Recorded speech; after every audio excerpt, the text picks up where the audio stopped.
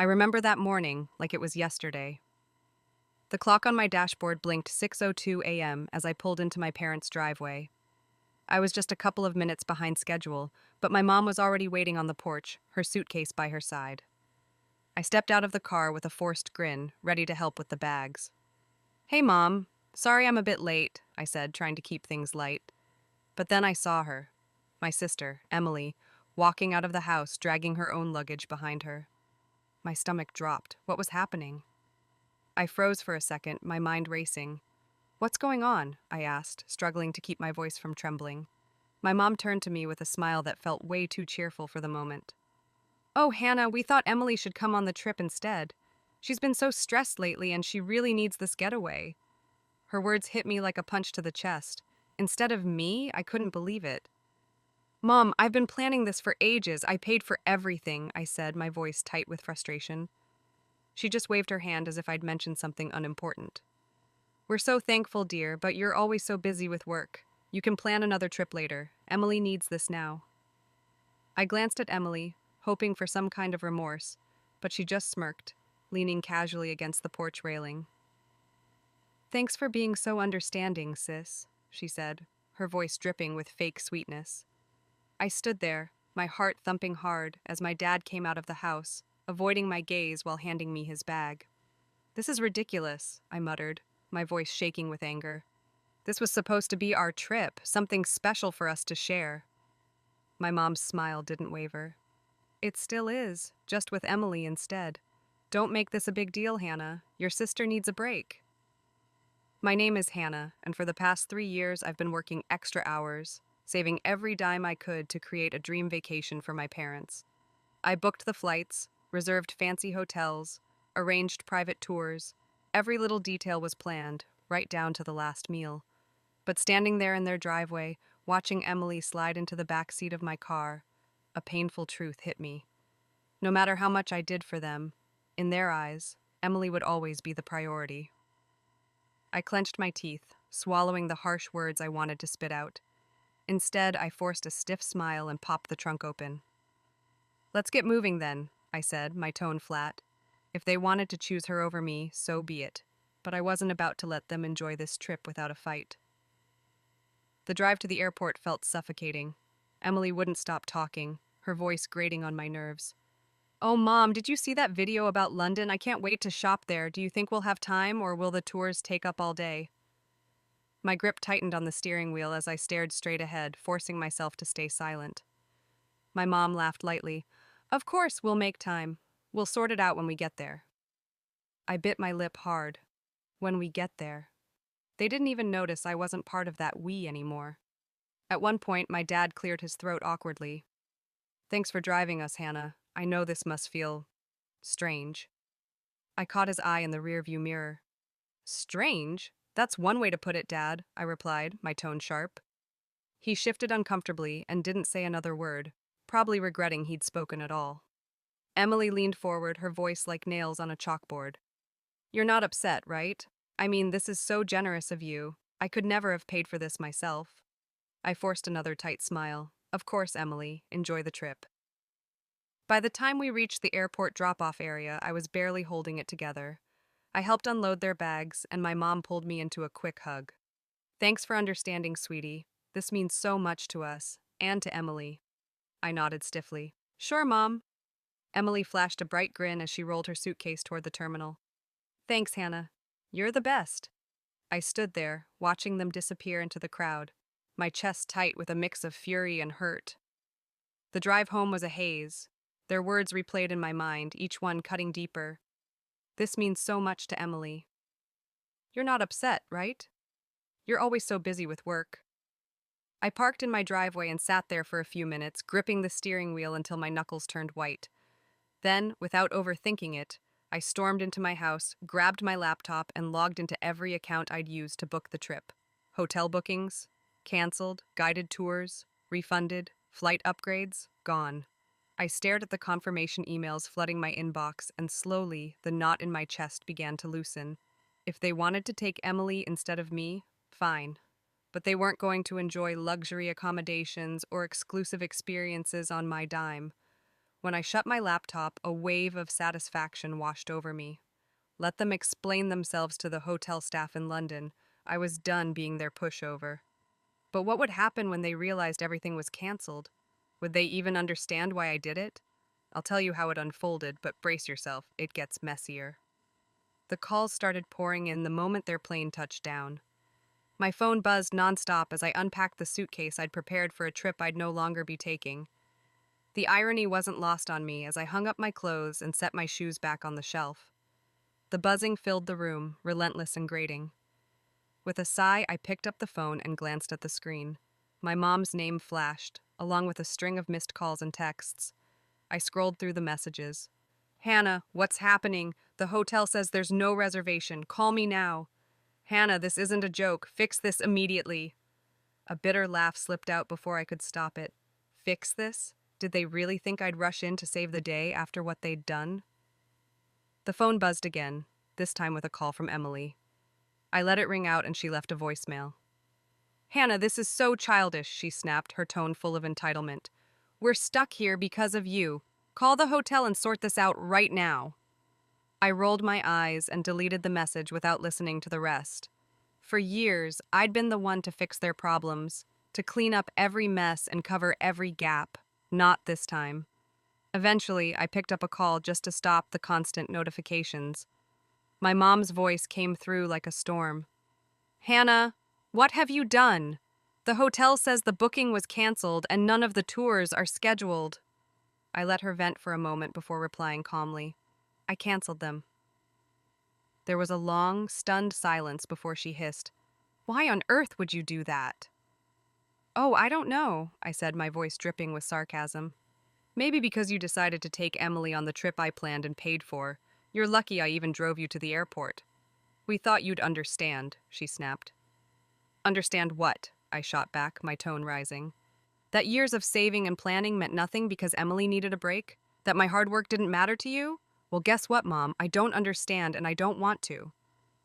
I hung up before she could respond and switched off my phone, tossing it onto the couch. The silence that followed felt like a breath of fresh air. I could finally breathe again. If they wanted to put Emily first, that was their choice. But they could figure out the rest of their trip without me. How long would this silence last, though? And what would they say when they realized I wasn't backing down? Stick with me. There's more to this story. The quiet didn't last long. By the next morning, my phone was buzzing again with calls and texts. At first, I ignored them. I spent the day tidying my house and catching up on emails, keeping myself busy.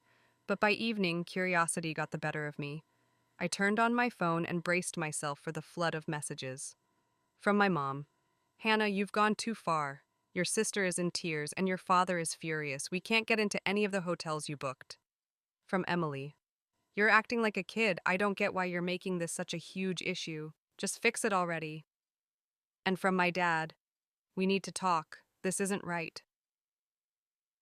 I set the phone down, shaking my head. For years, I'd been the one to make sure everyone was okay, to keep things running smoothly. Now that I'd stepped back, they didn't know how to cope. I poured myself a cup of tea and sat at the kitchen table, letting the anger bubble inside me.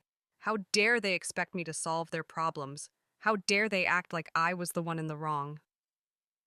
The next call came just minutes later, and I answered it. Hannah, my mom barked before I could even say hello. This isn't funny. We're stranded. Do you have any idea how humiliating this is? I took a slow sip of tea. Humiliating? You think this is humiliating? Try saving for years, planning every detail of a trip, and then being told you're not even invited to go on it. Stop being so dramatic, she snapped. Emily needed this more than you. Then she can figure it out, I said firmly. You made your choice, Mom. You wanted Emily instead of me. Fine, but don't expect me to pay for her vacation. We're family, she hissed. We don't do this to each other. I let out a bitter laugh. Funny, I was thinking the exact same thing. Emily's voice whined in the background. Mom, just hang up. She's being ridiculous. That was it for me. Enjoy your trip, I said, my tone cold. Oh, wait, you can't, because it wasn't your trip. It was mine, and now it's nobody's. Goodbye. I ended the call and turned off my phone again. For the rest of the evening, I felt a strange mix of anger and relief. Anger that they'd put me in this position, but relief that I'd finally stood my ground. They could call me dramatic all they wanted. For the first time, I wasn't letting them walk all over me. But would this be the end of it? Or just the beginning of a bigger fight? Let's see what happened next. The next few days were surprisingly peaceful. With my phone off, I had space to think without their constant guilt trips and demands. I spent my mornings sipping coffee on my patio, enjoying a quiet I hadn't felt in years. My afternoons were filled with small tasks I'd been neglecting, organizing my desk, catching up on reading, things that reminded me I could handle life on my own terms. But by the third day, I couldn't resist checking my phone. When I turned it on, over a dozen voicemails were waiting for me. The first few were from my mom, her tone growing more frantic with each message. "Hannah, you need to call me back right now. This has gone too far. I can't believe you're doing this. You've embarrassed us. We're your parents. How could you treat us like this?" Then came Emily's messages, full of the same entitled attitude she always had. "This is so petty, even for you. You're ruining everything. Just fix it, Hannah." Finally, my dad's voice, quieter but still pointed. "Hannah, I don't understand what's gotten into you. Call us back so we can sort this out." I hesitated before playing the last voicemail, a long one from my mom. Her tone was softer this time, laced with exhaustion. "Hannah, we're at the airport now. The trip is ruined, and I hope you're satisfied. Your sister is heartbroken, and your father and well, disappointed doesn't even cover it. Call us when you're ready to talk." I deleted the messages without replying. I wasn't ready to talk, and I wasn't sure I ever would be. This wasn't just a one-off mistake. It was the result of years of them putting Emily first and expecting me to just accept it with a smile. As the day went on, I couldn't help but think about all the times I'd been sidelined. Every family event where Emily's needs came before mine. Every celebration where my efforts were barely acknowledged. This trip was just the final straw. That evening, my friend Sarah dropped by with coffee and a curious look in her eye. "I heard about what happened," she said, setting the cups on the table. "Your mom called me yesterday." Of course she had. My mom always knew how to rally support when she wanted to guilt me into giving in. "And?" I asked, sipping my coffee. Sarah smirked. "I told her you were probably busy and would get back to her when you're ready." I laughed, shaking my head. "You're the best." "No, you're the best," she said, her tone turning serious. "Because you finally stood up for yourself. I know how hard that is, Hannah. Don't let them pull you back down." Her words stayed with me long after she left. Sarah was right. I'd spent too long trying to please people who didn't seem to value what I did. It was time to break that cycle for good. But would they ever see my side, or would this just drive us further apart? The answer was coming soon. By the weekend, I felt a strange clarity. The anger still lingered, but it was mixed with something new: freedom. Freedom from their endless expectations, from being the family's problem solver, from living to please them. But as I expected, the calm didn't last. On Sunday afternoon, my dad called, and I decided to answer. "Hannah," he started, his voice heavy with tiredness. "Your mom asked me to call. She thinks you'll listen to me." "Go on," I said, leaning back in my chair. He sighed. "Look, this has all gotten out of control. Your mom's upset, Emily's angry, and it's just a mess. But you're better than this." I stiffened, his words sparking fresh irritation. "Better than what, Dad? Standing up for myself? Refusing to let you all walk over me again?" "That's not what I meant," he said quickly. "It's just, you've always been the reasonable one, the one who holds everything together. This isn't like you." I let out a sharp, bitter laugh.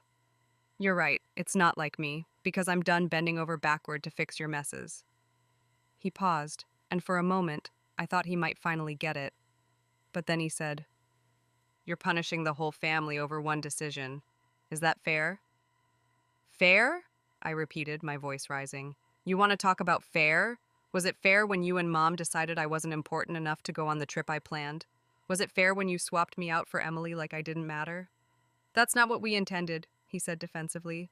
"We just thought Emily needed it more." "Of course you did," I snapped. "You always think she needs more. More attention, more help, more everything. And I'm always the one who has to give up something for her, not anymore. The silence on the line was heavy. Finally, he said, I don't know what to say. I don't need you to say anything, I replied, my voice steady. I just need you to know I'm done being the afterthought. From now on, I come first. Goodbye, Dad. I hung up and set the phone down, my hands shaking slightly. For the rest of the day, I let myself feel it all: anger, sadness, relief. It wasn't easy, but it felt like a new beginning. I wasn't their fixer anymore, and I wouldn't be. They could handle their own problems, but how would they react when they got back? I'll tell you about that confrontation next. When my parents and Emily finally returned, I was waiting at their house. I'd parked in their driveway, sipping coffee, feeling an odd sense of calm as their taxi pulled up. They stepped out, dragging their suitcases, their faces a mix of exhaustion and annoyance. Emily spoke first. Well, I hope you're happy, Hannah. I raised an eyebrow, staying seated on their porch bench. Happy about what?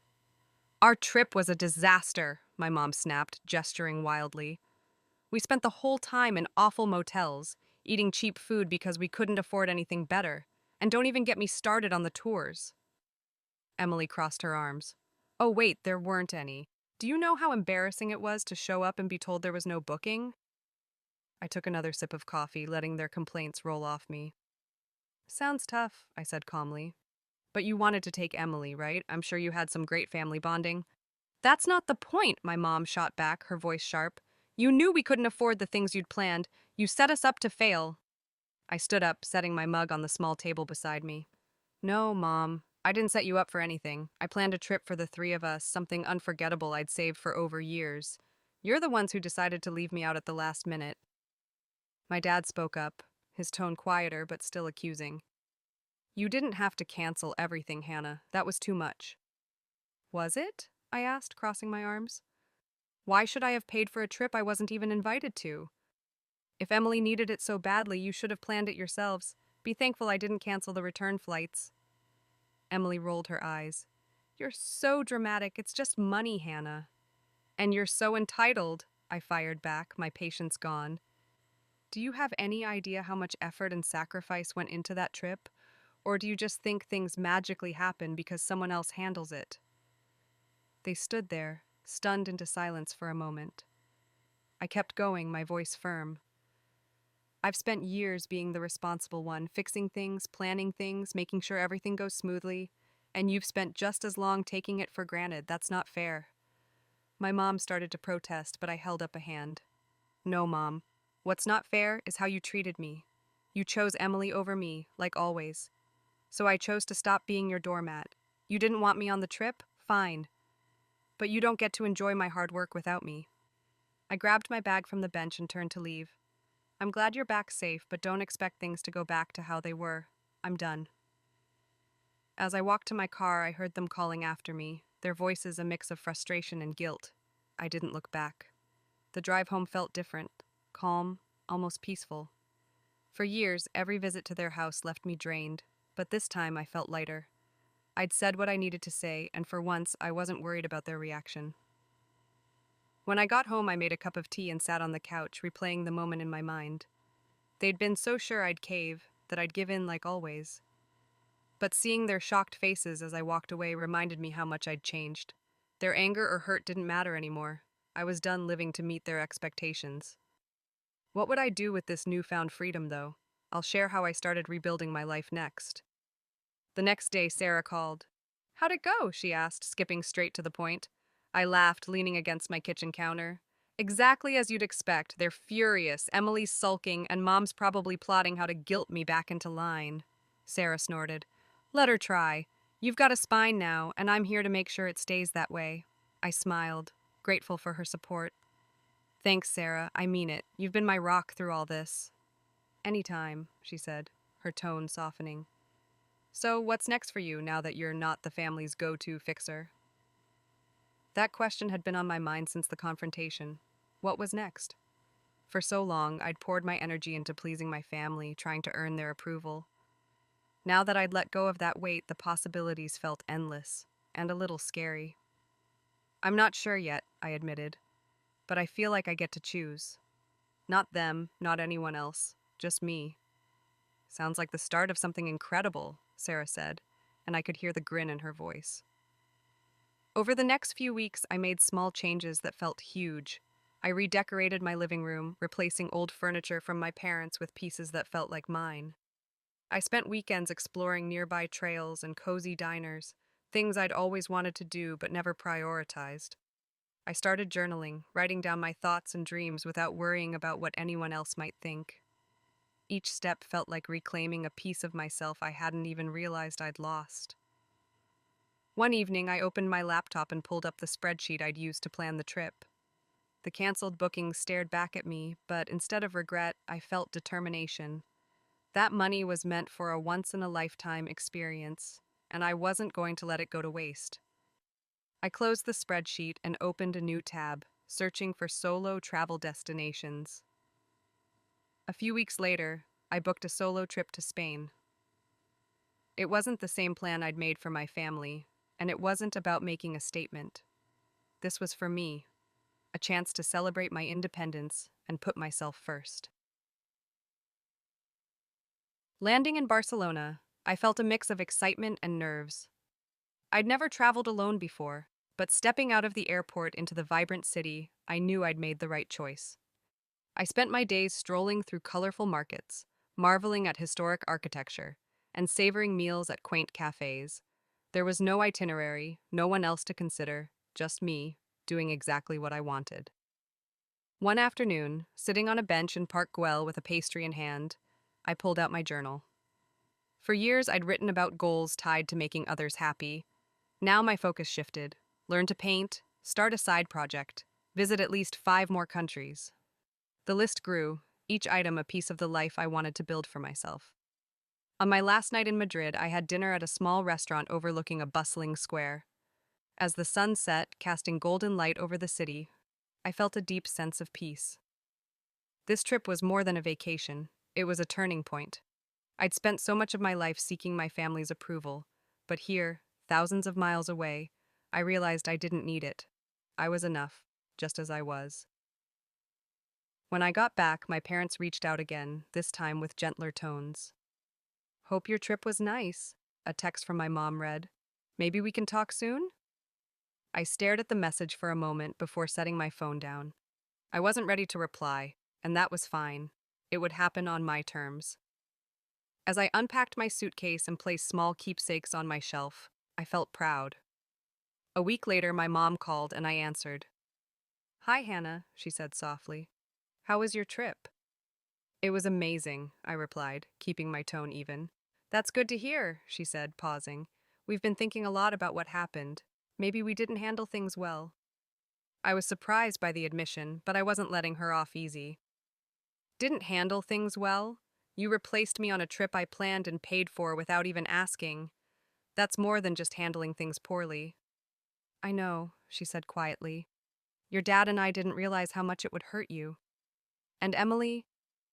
Does she feel bad, or is she still blaming me for ruining her vacation?" I asked. "She's upset," my mom admitted, "but I think she knows she could have done better." I sighed. "Mom, this isn't just about the trip. It's about years of putting her first and expecting me to deal with it. I'm not doing that anymore." "I understand," she said after a pause.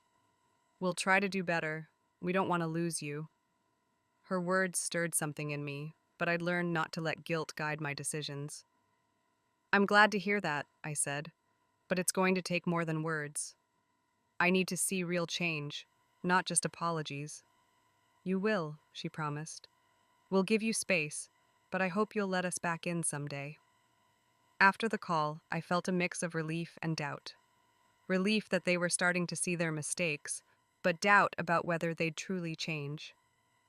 As I wrote in my journal that evening, I realized it wasn't my job to fix them.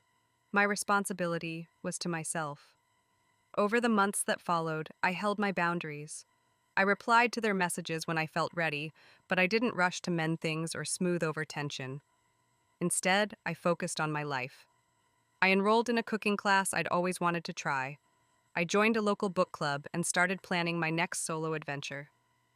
Each choice felt like taking back another piece of myself. One evening, sitting on my porch as the sun dipped below the horizon, I realized how far I'd come. I wasn't the person who sacrificed everything for people who didn't value me. I was someone who knew her worth, who set limits, and who wasn't afraid to stand up for herself. For the first time in a long time, I felt truly free.